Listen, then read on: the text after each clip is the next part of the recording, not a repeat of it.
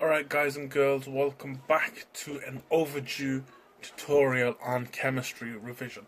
Now the topic that I want to go through today is electrolysis, and the reason why I want to do electrolysis is because I feel it is possibly the most difficult part of chemistry GCSE, AQA.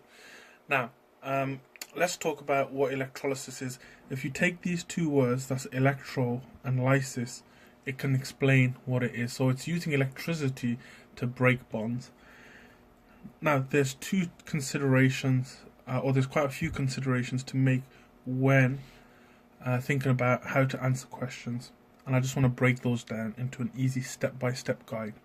So number one, what you need to think about is the solution aqueous? So is the thing that you are electrolyzing in an aqueous solution?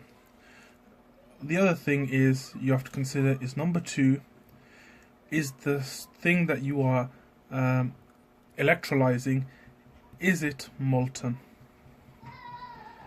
And so these are the kind of questions you need to ask. And finally, the third one is it in a solid state? So is it in a solid state? If the answer to this one is yes, then this cannot happen. Okay, electrolysis cannot happen if it's in a solid state. So we're going back to our first 2 points. Now, if it's in an aqueous state, what that means is that we must consider water, must consider the presence of water.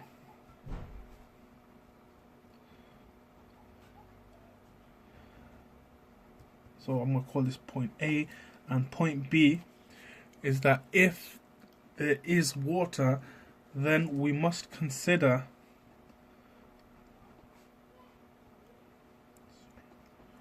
the reactivity series.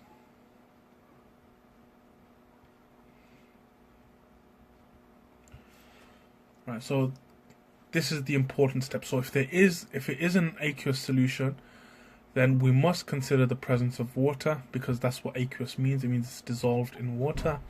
And finally, we must consider the reactivity series. So the question is, well, how do we know what the reactivity series is? Now, a lot of people, they use an acronym. I think an acronym is the worst thing you can do with the reactivity series, but I'll explain that in another video. So after this video, there'll be the reactivity series video, and it's very, very easy to memorize the reactivity series. So those are the things to consider if it is aqueous. What about if it's molten? Well, if it's molten, then what that means is that it's just melted down, and we do not consider water because there is no water, and therefore there is no need to consider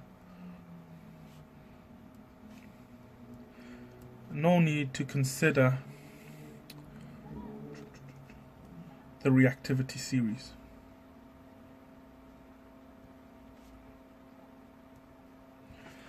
Alright, so that's a general overview of electrolysis, and I'm going to stop this video here, and in the next video we'll look at what actually happens in electrolysis.